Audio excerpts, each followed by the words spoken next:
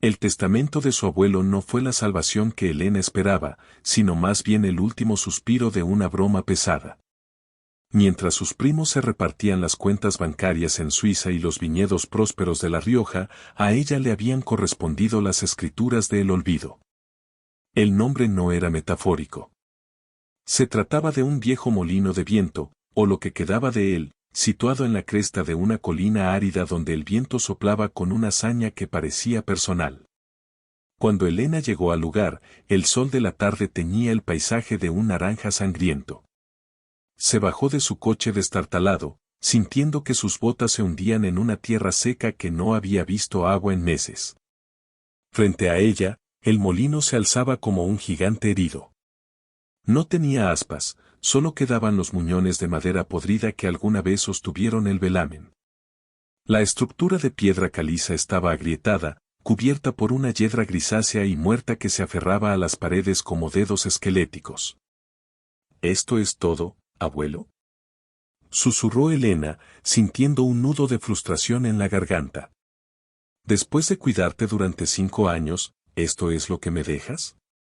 La puerta principal, una pesada plancha de roble que milagrosamente seguía en sus goznes, chirrió con un lamento metálico cuando ella la empujó. El interior olía a tiempo estancado, a excremento de ave y a ese polvo denso que parece tener peso propio. La luz se filtraba a través de las grietas del techo, creando columnas de motas brillantes que bailaban en el aire viciado. Elena no era una mujer que se rindiera fácilmente. Había pasado por un divorcio devastador y la pérdida de su empleo en la ciudad, no iba a permitir que un montón de escombros fuera su derrota final. Se arremangó la camisa y comenzó a inspeccionar el desastre. El suelo estaba cubierto de maderas rotas, sacos de harina que se habían convertido en piedra con la humedad de décadas pasadas y restos de maquinaria oxidada. A medida que avanzaba hacia el centro de la estancia, sus ojos se acostumbraron a la penumbra. El engranaje principal, una enorme rueda de madera dentada, colgaba precariamente sobre su cabeza. Era una reliquia de un tiempo en que el pan dependía del capricho del aire. Elena comenzó a mover algunos escombros con una pala que encontró apoyada en la pared. Cada movimiento levantaba nubes de polvo que la hacían toser, pero había algo catártico en el esfuerzo físico. Hacia el fondo del molino, donde la pared se curvaba, notó algo extraño. El suelo de piedra allí no era uniforme. Mientras que el resto de la base estaba hecho de losas grandes y gastadas, este rincón tenía una disposición más precisa, casi geométrica. Al limpiar la gruesa capa de mugre y moho seco con un cepillo de cerdas duras, descubrió un grabado. No era una marca de cantero común. Era un símbolo complejo, un círculo rodeado por lo que parecían ser fases lunares, tallado con una delicadeza que contrastaba con la rusticidad del resto del edificio. Elena sintió una extraña vibración bajo sus pies, un eco sordo que atribuyó al viento golpeando la estructura exterior. Sin embargo, su curiosidad fue más fuerte que su cansancio. Pasó horas rascando el suelo, revelando poco a poco que el símbolo no estaba solo. Formaba parte de una pesada losa circular que parecía ser una entrada. No había pomo ni cerradura visible, pero en el centro del diseño lunar había una hendidura profunda, de la forma exacta de un hexágono. Elena recordó entonces el colgante que su abuelo le había entregado en su lecho de muerte, pidiéndole que nunca se lo quitara, pues era la llave de su propio destino. En aquel momento, ella pensó que eran los delirios de un hombre moribundo. Se llevó la mano al cuello y extrajo la pequeña pieza de metal oscuro que colgaba de una cadena de plata. Era un hexágono de hierro frío, sin adornos, pero pesado para su tamaño. Con el corazón latiendo con fuerza contra sus costillas, Elena se arrodilló sobre la piedra fría. El silencio en el molino se volvió absoluto, como si el mismo viento estuviera conteniendo el aliento. Colocó la pieza de hierro en la hendidura.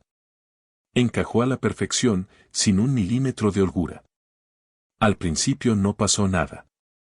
Elena suspiró, sintiéndose tonta por esperar un milagro cinematográfico. Pero justo cuando iba a retirar la pieza, un chasquido seco y profundo resonó en los cimientos del molino. El suelo bajo ella vibró con una intensidad alarmante. La losa circular comenzó a girar lentamente, moliendo el polvo y la arena acumulada durante siglos. Un aire gélido, con olor a ozono y a tierra antigua, emergió de la abertura que se revelaba ante sus ojos.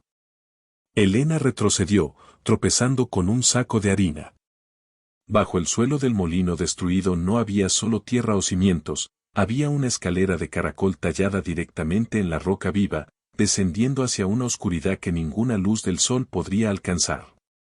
En ese momento, Elena comprendió que su abuelo no le había dejado una ruina para que la reconstruyera, sino un secreto que debía proteger.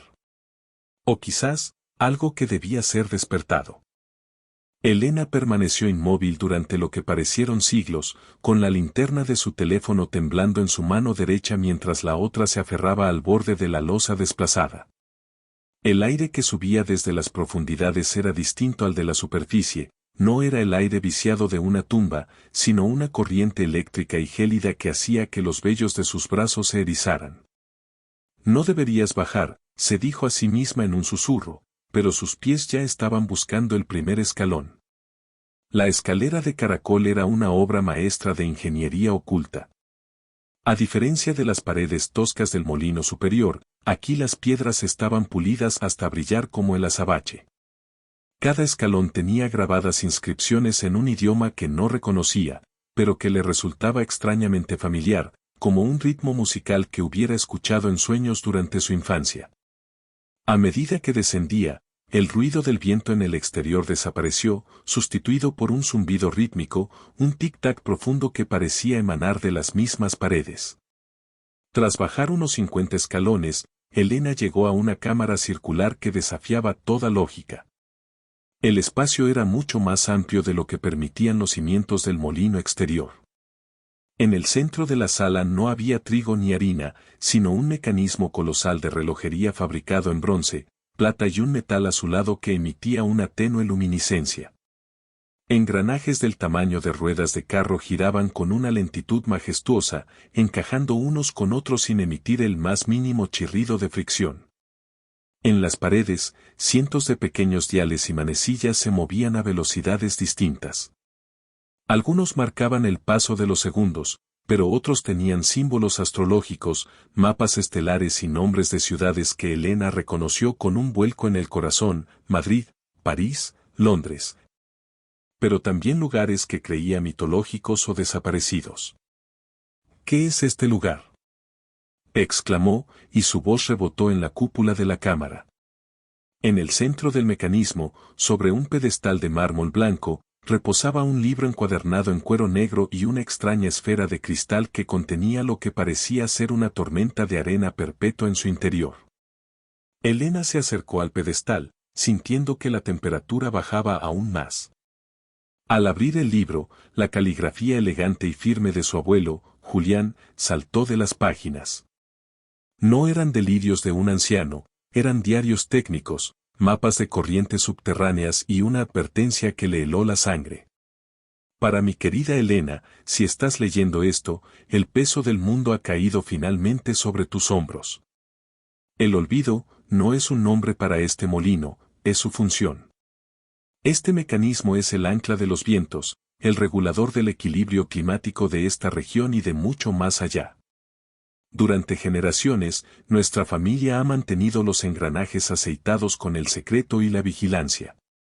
Pero el tiempo se agota. El mecanismo se está deteniendo, y con su última rotación, el desierto reclamará lo que alguna vez fue verde. Elena leyó las páginas con una mezcla de incredulidad y terror.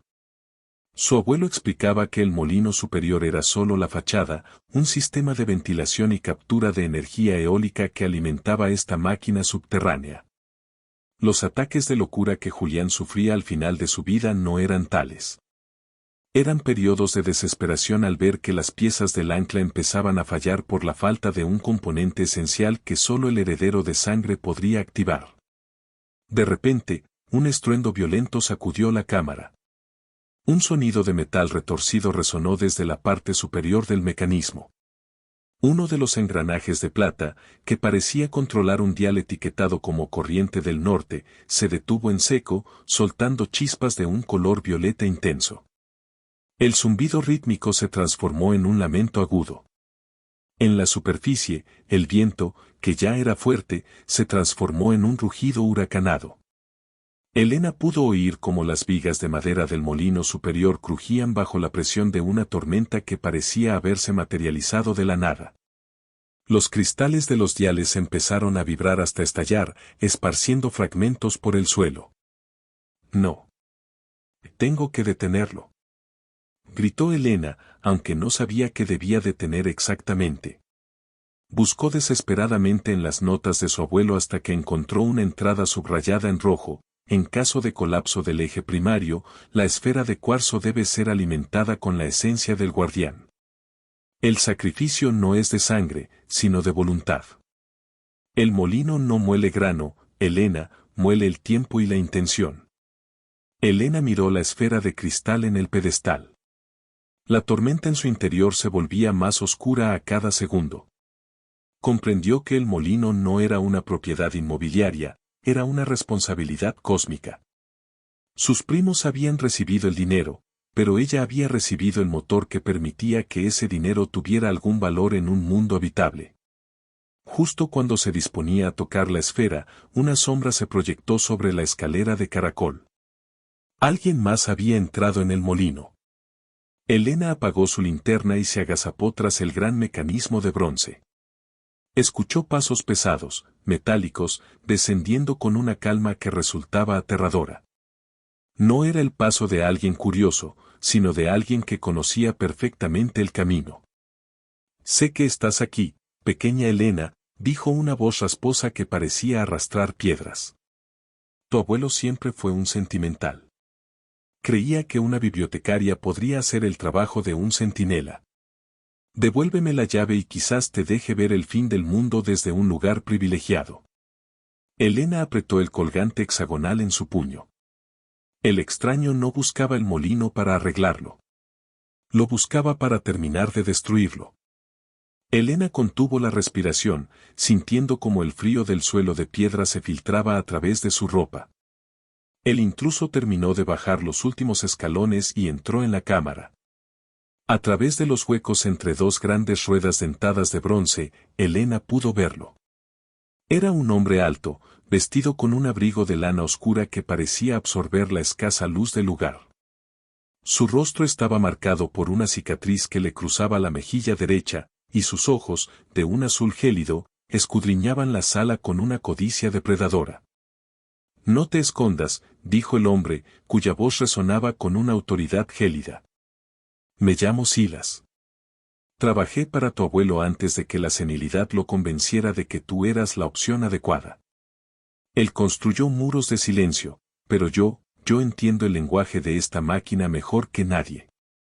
Silas caminó hacia el pedestal central, ignorando los estallidos de chispas violetas que saltaban del engranaje dañado. Elena se dio cuenta de que él no llevaba ninguna linterna, sus manos emitían un tenue resplandor cobrizo, como si estuviera cargado de la misma energía que alimentaba el ancla de los vientos. Este mecanismo es un desperdicio en manos de los bondadosos, continuó Silas, acariciando el borde del libro de cuero negro. Julián lo usaba para mantener el equilibrio, para que las cosechas no murieran y los ríos siguieran su curso. ¡Qué desperdicio de poder! Quien controla el ancla, controla la voluntad de las naciones.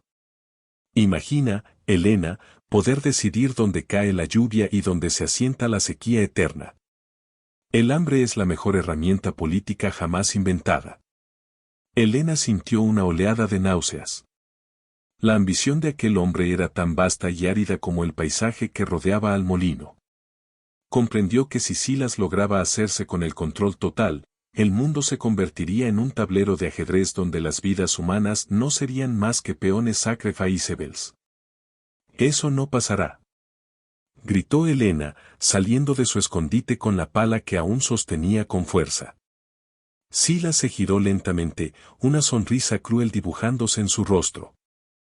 Ahí estás. La bibliotecaria con ínfulas de heroína.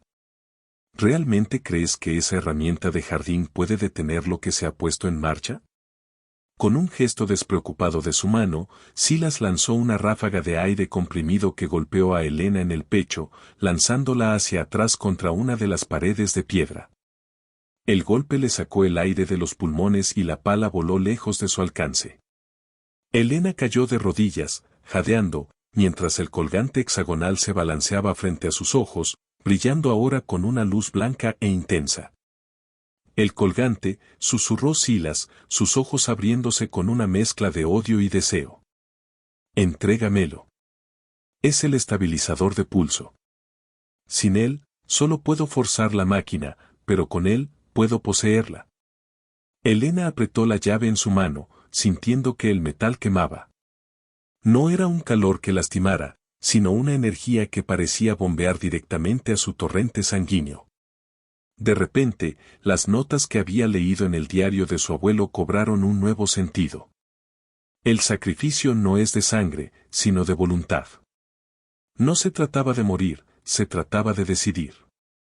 Mi abuelo no te lo dio por una razón, Silas, dijo Elena, levantándose con dificultad, apoyando su espalda contra la piedra fría. Él sabía que el poder sin compasión es solo una forma más de decadencia. La compasión no llena los estómagos, Elena. El orden sí. Silas avanzó hacia ella, pero el mecanismo del ancla reaccionó a su proximidad. Los engranajes empezaron a girar con una velocidad errática y un ruido ensordecedor de metal rozando contra metal llenó la cámara. El suelo comenzó a inclinarse. La esfera de cristal en el pedestal empezó a emitir un zumbido agudo, y la tormenta de arena en su interior se volvió un torbellino negro. Elena se dio cuenta de que la máquina estaba colapsando debido a la presencia de Silas. El ancla de los vientos era un sistema vivo, sensible a la intención de quien la operaba. La oscuridad en el corazón de Silas estaba envenenando el mecanismo. «Vas a destruirnos a todos», gritó ella sobre el estruendo. «Si no es mío, no será de nadie». Rugió Silas, lanzándose hacia ella con las manos extendidas, rodeadas de esa extraña energía cobriza. En el último segundo, Elena no usó la fuerza, sino el ingenio. Recordó el pequeño dial de corriente del norte que se había detenido. Se agachó, esquivando el agarre de Silas, y corrió hacia el engranaje de plata que soltaba chispas. Vio una palanca de emergencia que el diario mencionaba como el liberador de presión estática. Silas se giró, lanzando otra ráfaga de energía, pero esta vez Elena estaba lista. Introdujo el colgante hexagonal no en el pedestal, sino directamente en el eje del engranaje trabado. El metal del colgante actuó como un conductor perfecto. Una explosión de luz azul inundó la cámara. El impacto lanzó a Silas contra la escalera de caracol, dejándolo inconsciente. Pero el precio fue alto, el mecanismo no se detuvo, sino que entró en un ciclo de purga. Las paredes empezaron a cerrarse y el agua comenzó a filtrarse desde el techo, como si el molino estuviera intentando ahogar el incendio de energía que ella misma había provocado. Elena miró hacia arriba. El acceso a la superficie estaba empezando a ser bloqueado por pesadas losas de piedra que descendían automáticamente. Tenía pocos segundos para decidir, escapar y dejar que el mecanismo se destruyera para siempre, o quedarse y encontrar la forma de estabilizar el corazón del mundo, quedando atrapada en la profundidad. El estruendo era ensordecedor. El agua, fría como el hielo de las montañas, comenzaba a cubrir los tobillos de Elena, mezclándose con el aceite de los engranajes y el polvo de siglos. Sobre ella, las losas de piedra que sellaban la cámara descendían con una lentitud implacable, como las mandíbulas de un gigante cerrándose para siempre. A pocos metros, Silas yacía inconsciente, con su cuerpo siendo golpeado por las salpicaduras del mecanismo desbocado. Elena miró la escalera. Podía correr. Si se apresuraba, alcanzaría a cruzar el umbral antes de que el molino quedara sellado bajo tierra. Podía volver a su vida, a la seguridad de la superficie, y dejar que el mundo se enfrentara a las consecuencias de un sistema roto. Pero el diario de su abuelo, ahora flotando en el agua creciente, parecía observarla con reproche. Ella no era solo una heredera de piedras y polvo, era el último eslabón de una cadena que sostenía el cielo sobre sus cabezas. No voy a huir, sentenció, y su propia voz, firme a pesar del miedo, le dio la fuerza que necesitaba. En lugar de correr hacia la salida, Elena se lanzó hacia el pedestal central. El agua ya le llegaba a las rodillas, dificultando cada movimiento. La esfera de cuarzo brillaba con una luz negra y violácea, vibrando con tal intensidad que el pedestal de mármol estaba empezando a resquebrajarse. El sacrificio es de voluntad, repitió para sí misma, tratando de recordar las instrucciones fragmentadas del diario. Muele el tiempo y la intención. Elena extendió sus manos y, ignorando el instinto de preservación que le gritaba que se alejara, rodeó la esfera con sus palmas. Al instante, un choque eléctrico recorrió su cuerpo. No fue un dolor físico, sino una inundación de imágenes, sensaciones y recuerdos que no eran suyos.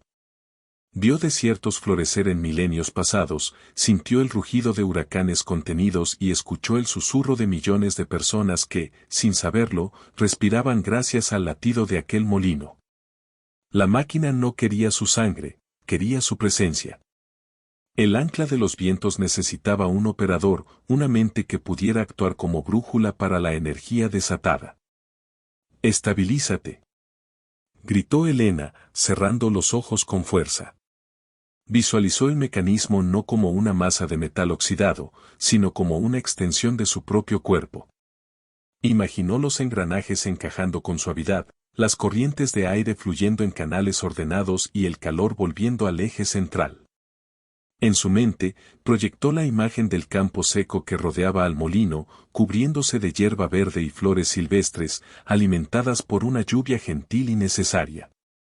Bajo sus manos, la esfera comenzó a cambiar.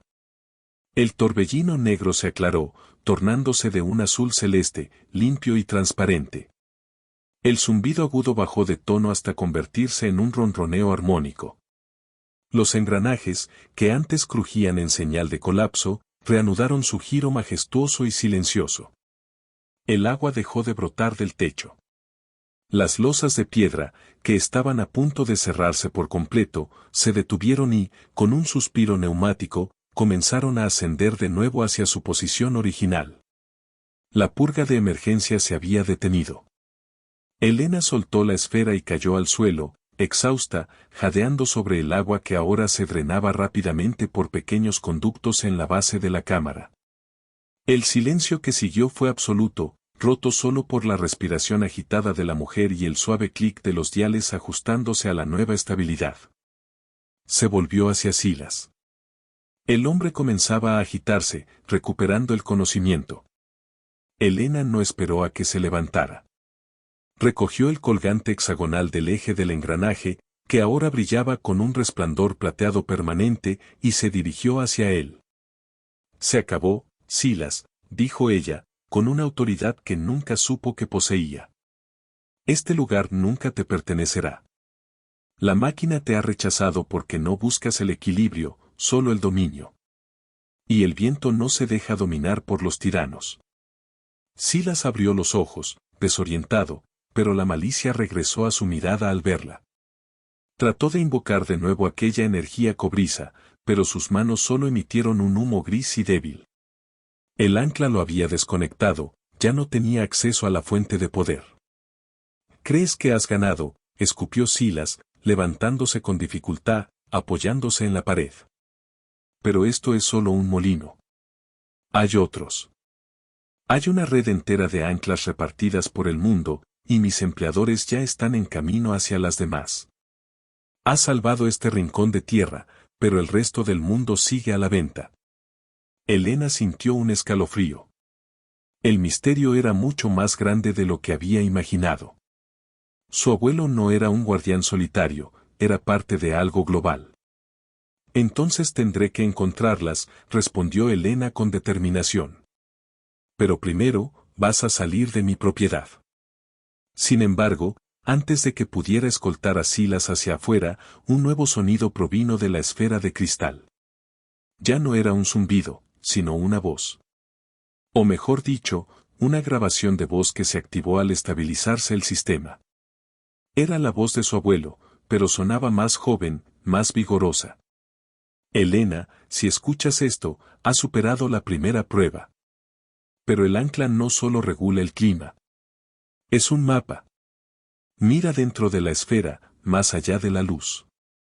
Ahí encontrarás las coordenadas de los otros. No confíes en nadie que vista la insignia del cuervo. El tiempo es corto, hija mía. Limpiar el molino fue solo el comienzo. Ahora debes limpiar el mundo. Elena miró hacia la esfera y, en el fondo del cristal azulado, vio aparecer una serie de puntos brillantes que formaban una constelación terrestre. Uno de los puntos parpadeaba con urgencia en una ubicación que reconoció de inmediato, las montañas del Atlas, en Marruecos. Sila soltó una carcajada seca al escuchar la voz de Julián. A pesar de su debilidad física, su arrogancia permanecía intacta.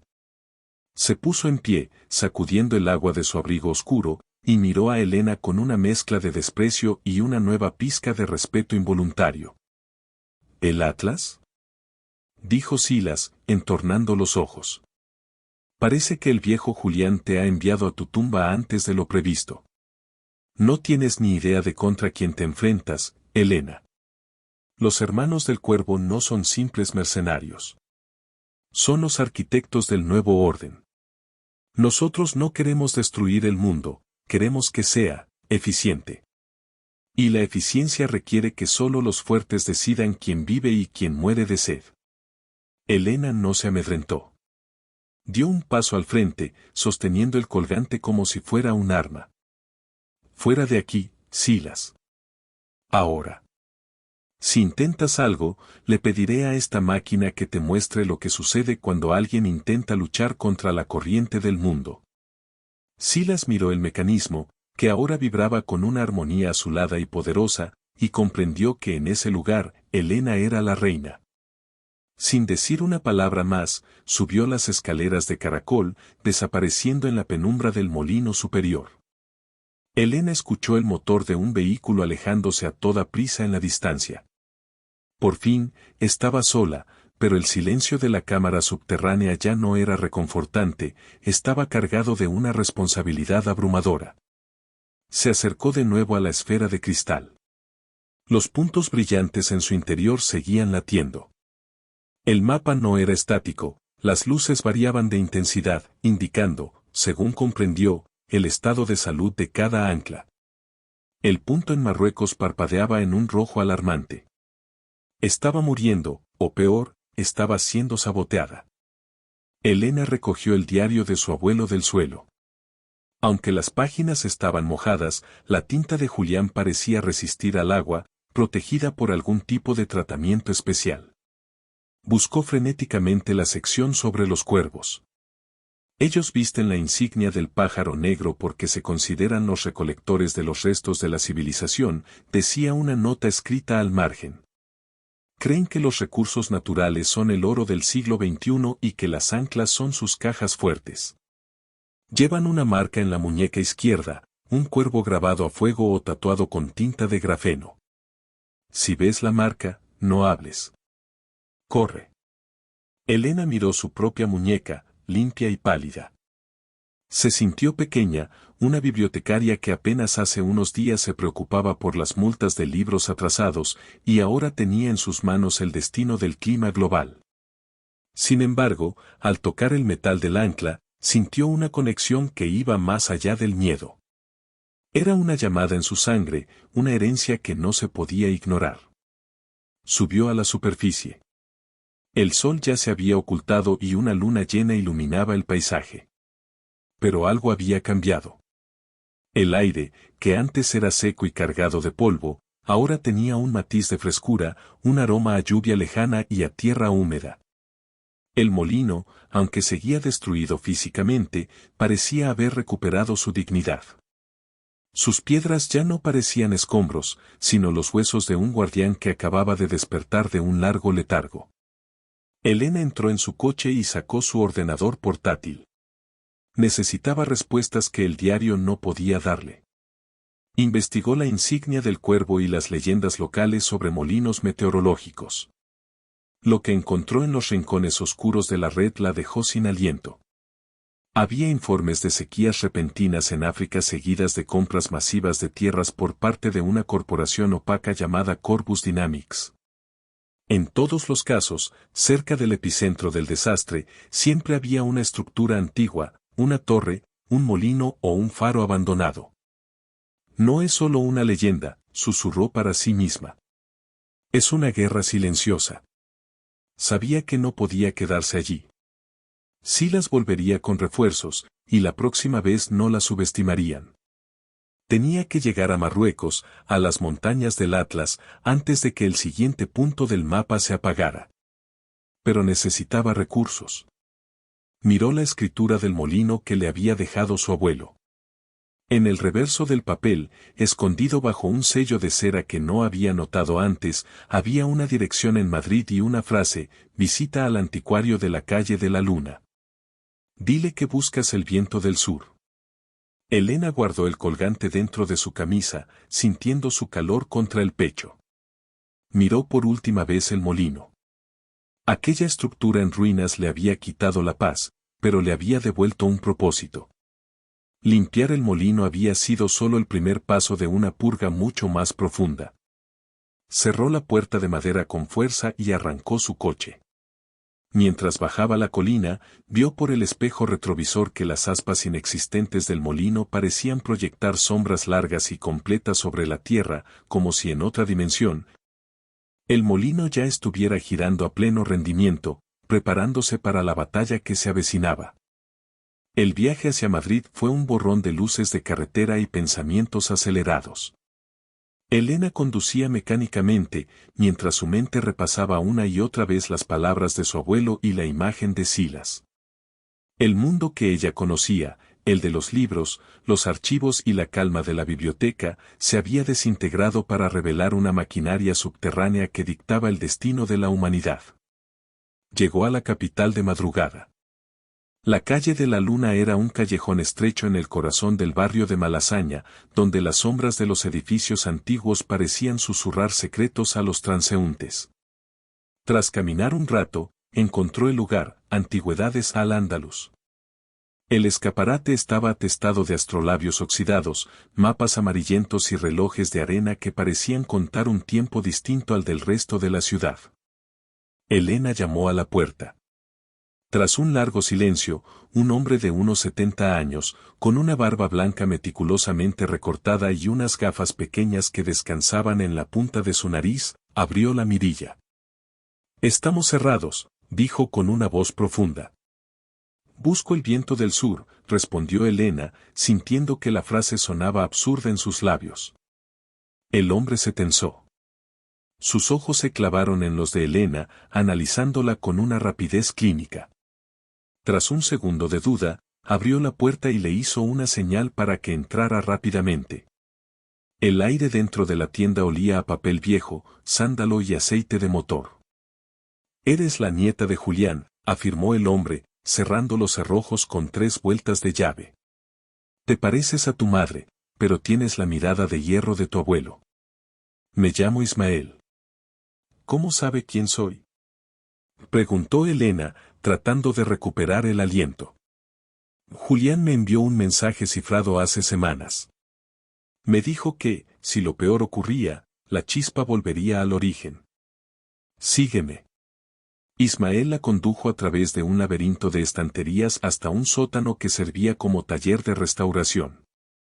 Allí, sobre una mesa de trabajo, Elena vio algo que la dejó atónita, un mapa holográfico proyectado sobre una mesa de cobre que mostraba exactamente las mismas luces que la esfera del molino. «No eres la única guardiana, Elena, pero sí eres la más importante ahora», explicó Ismael. «Tu molino es el ancla maestra. Si ese cae, los demás se vuelven vulnerables. Lo que hiciste allí arriba ha retrasado los planes de Corvus Dynamics, pero los ha enfurecido». Ismael le mostró una caja de madera reforzada. Dentro había un dispositivo que parecía un híbrido entre una brújula antigua y un teléfono inteligente de última generación. Esto es un localizador de frecuencias eólicas. Silas y sus hombres usan inhibidores para ocultar las anclas que están saboteando. Con esto, podrás encontrarlas incluso si han sido enterradas o camufladas. El ancla del Atlas está bajo un ataque directo. Han provocado una sequía artificial que está matando a miles de personas para obligar al gobierno local a venderles los derechos del agua. ¿Por qué yo? Preguntó Elena con la voz quebrada. Solo soy una bibliotecaria. No sé pelear, no sé nada de tecnología climática. Ismael se acercó y le puso una mano en el hombro. Su tacto era cálido y firme. La biblioteca te enseñó a buscar la verdad entre las mentiras, Elena. La tecnología de las anclas no se maneja con manuales, sino con la intuición de la sangre. El ancla te reconoció porque compartes la misma vibración que la Tierra. Silas puede tener el conocimiento técnico, pero nunca tendrá la conexión. Él es un parásito, tú eres parte del sistema. De repente, un estruendo sacudió la tienda. Los cristales del escaparate estallaron en 1000 pedazos. Ismael reaccionó con una agilidad sorprendente, empujando a Elena tras un mostrador blindado. «Ya están aquí», gritó Ismael, sacando un pequeño cilindro de metal que empezó a emitir un silbido agudo. El cuervo tiene espías en cada esquina. Varios hombres vestidos con uniformes tácticos negros irrumpieron en la tienda. En sus cuellos, visible incluso en la penumbra, destacaba el tatuaje del cuervo negro con las alas extendidas. No portaban armas de fuego convencionales, sino rifles que disparaban ráfagas de aire comprimido a alta presión, capaces de astillar la madera y doblar el metal. «Elena, por la puerta de atrás», ordenó Ismael. «Hay un coche esperándote al final del callejón. El conductor es de total confianza. Vete al Atlas. Y si ellos capturan el ancla maestra a través de ti, el mundo se convertirá en un desierto. No puedo dejarte aquí», protestó ella. «Yo ya he vivido mi tiempo». Ismael activó un dispositivo en su mano y una cortina de humo denso y picante llenó la sala. «Protege el viento, Elena. Y límpialo todo». Elena corrió, con el localizador y el diario apretados contra su pecho. Salió al callejón trasero, donde un todoterreno negro con el motor en marcha la esperaba. Se lanzó al asiento trasero justo cuando los hombres del cuervo doblaban la esquina. El coche aceleró, quemando ruedas sobre el asfalto mojado de Madrid. Elena miró por la luneta trasera y vio cómo la tienda de Ismael era envuelta en llamas azules. El sacrificio del anticuario no podía ser en vano. Se giró hacia el conductor. Era una mujer joven, de rasgos bereberes y ojos penetrantes, que la miró a través del espejo retrovisor con una sonrisa de medio lado. «Soy Amina», dijo la mujer en un español perfecto con acento marroquí. «Ismael me dijo que vendrías con prisa. Agárrate fuerte, bibliotecaria. Tenemos un ferry que coger en Algeciras y un desierto que salvar». Elena apretó el colgante en su cuello. Ya no había vuelta atrás. El molino destruido en la colina era ahora un recuerdo lejano, el primer paso de una senda que la llevaba directamente al corazón del conflicto global. El ascenso por las montañas del Atlas fue una prueba de resistencia física y mental. El todoterreno de Amina rugía mientras devoraba las curvas cerradas de las laderas áridas, donde la tierra, agrietada y sedienta, parecía suplicar una tregua. El calor era sofocante, un calor artificial que Elena sentía vibrar en el aire, como si el cielo mismo estuviera siendo cocinado por una fuerza invisible. «¿Lo sientes, verdad?», preguntó Amina, apretando el volante. «No es solo el verano. Es el efecto de la cúpula de calor que Corvus Dynamics ha instalado sobre el ancla del Atlas. Han bloqueado las nubes y están succionando la humedad hacia sus propias reservas privadas». Elena asintió, consultando el localizador de frecuencias eólicas que Ismael le había dado. La aguja oscilaba violentamente hacia una fortaleza de piedra rojiza incrustada en un desfiladero profundo. No era un molino esta vez, sino una torre antigua que recordaba a un minarete, pero cuya cúspide estaba coronada por una antena metálica que emitía pulsos de energía distorsionada. Allí es donde está el ancla, señaló Elena. Y allí es donde está Silas. Amina detuvo el coche a 1 kilómetro de distancia. A partir de aquí, vamos a pie. Mi gente está distrayendo sus patrullas en el valle, pero la torre está protegida por un sistema de defensa sónico. Sin embargo, tú tienes el ancla maestra. Si logras sincronizar tu colgante con la torre, sus defensas caerán. Se infiltraron entre las sombras de las rocas gigantescas hasta llegar a la base de la torre. El lugar estaba rodeado de generadores industriales con el logo del cuervo. De repente, una voz amplificada resonó en el desfiladero, cargada de una ironía gélida. Bienvenida a Marruecos, Elena. Llegas justo a tiempo para el encendido final. Silas apareció en el balcón superior de la torre. Su brazo derecho estaba ahora cubierto por un exoesqueleto metálico conectado directamente a la maquinaria de la torre. Parecía haber fusionado su propio cuerpo con la tecnología de Corvus para forzar el control del clima. «Deténlo, Silas», gritó Elena, avanzando hacia la entrada. «Estás matando a miles de personas. Esta tierra no volverá a recuperarse si rompes el equilibrio ahora». «El equilibrio es una ilusión de los débiles», rugió Silas, activando un comando en su brazo. Una onda de choque sónica golpeó el suelo, lanzando a Amina hacia atrás. Elena, sin embargo, permaneció en pie. El colgante en su pecho brillaba con una luz azul tan intensa que traspasaba su ropa. El ancla maestra en España estaba enviando energía a través de ella, protegiéndola. Elena comprendió que ella no era solo una mensajera, era el conducto viviente de la red global de guardianes. Corrió hacia el interior de la torre, subiendo las escaleras de piedra mientras las paredes vibraban con un lamento metálico. Al llegar a la cámara central, vio el ancla del Atlas, un enorme péndulo de obsidiana que giraba de forma errática, encadenado por cables de alta tensión que le extraían la energía a la fuerza. Silas se interpuso en su camino, su rostro deformado por la ambición. «Entrégame el ancla maestra, Elena. Con ambos núcleos, podré dictar el clima del hemisferio entero. Seré un dios». «No eres más que un ladrón», respondió Elena con una calma sobrenatural. Elena no luchó contra él con fuerza física. En lugar de eso, cerró los ojos y se conectó con el recuerdo de su molino destruido. Recordó el olor de la harina vieja, el sonido del viento limpio en la colina y la voz de su abuelo. Usó esa conexión para proyectar una orden a través del colgante. Liberación. El colgante emitió un pulso de luz blanca pura que inundó la cámara. Los cables que encadenaban el péndulo de obsidiana estallaron simultáneamente. La energía acumulada, al verse libre de las máquinas de Corvus, buscó su cauce natural. Silas, conectado físicamente al sistema, gritó mientras la energía lo rechazaba, lanzándolo violentamente contra la maquinaria de control, que comenzó a autodestruirse en una lluvia de chispas. Elena se acercó al péndulo de obsidiana y colocó su mano sobre él. Al instante, sintió la red entera.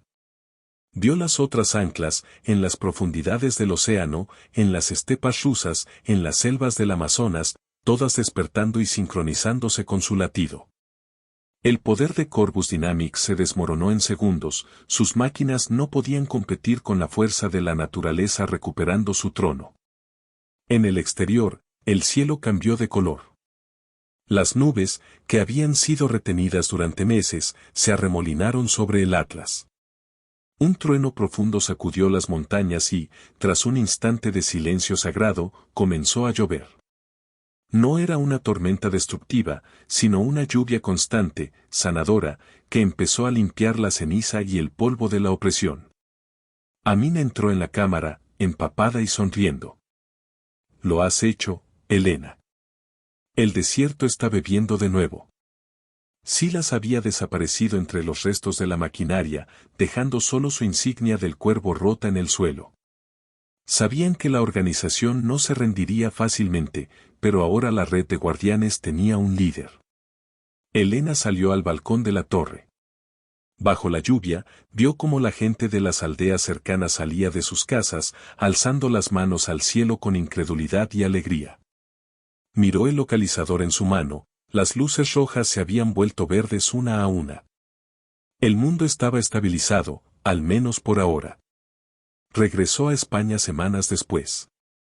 El molino destruido seguía allí, pero ya no parecía una ruina. Con la ayuda de Amina y otros que se habían unido a su causa, Elena comenzó la reconstrucción física de El Olvido. Pero esta vez, las aspas que instalaron eran modernas, diseñadas para generar energía limpia para toda la región mientras el mecanismo secreto seguía vigilando el equilibrio desde las profundidades. Elena se sentó en el umbral de la puerta, con el diario de su abuelo en el regazo. Ya no era la bibliotecaria que buscaba respuestas en los libros de otros. Ahora, ella estaba escribiendo su propio capítulo. Tenías razón, abuelo, susurró, mientras una brisa suave le acariciaba el rostro. Al limpiar el molino, hallé algo que lo cambió todo. Me hallé a mí misma. El viento sopló con fuerza, haciendo girar las nuevas aspas con un ritmo vigoroso y eterno. El ancla maestra estaba en casa, y la guardiana estaba lista para cualquier tormenta que el futuro pudiera traer.